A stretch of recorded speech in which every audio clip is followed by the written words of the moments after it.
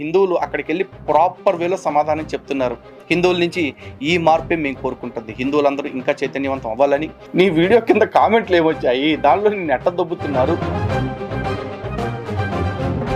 కానీ భారత మాతని నువ్వు అలా భావించగలవా? అసలు హిందుత్వం గురించి తెలియదు, క్రిస్టియానిటీ గురించి తెలియదు, నీకేం రాదురా. మళ్ళీ చెప్తున్నాను నేను, నీకేం రాదు. ఏదన్నా కొత్తడేలా చెప్తావేమన్నా? మరి పాయసం వండమంటే తెల్లారి వరకు చల్లారి తెలుసా? ఒరే పాయసాల గురించి కదా నువ్వు మాట్లాడాల్సింది. కరుణాకర్ గారు ఇప్పుడు నీకు దోస్త్ అయిపోయాడు. గతంలో నీకు అమ్మరా బూతులు తిట్టారా, సిగ్గులేదా? నాకు కరుణాకర్ గారికి గతంలో గొడవలే. నేను కౌంటర్ పెట్టినట్టే నాకు ఖాళీ అయితేనే మళ్ళీ వీడియో చేస్తాను, చేయకుండా ఉన్నాను.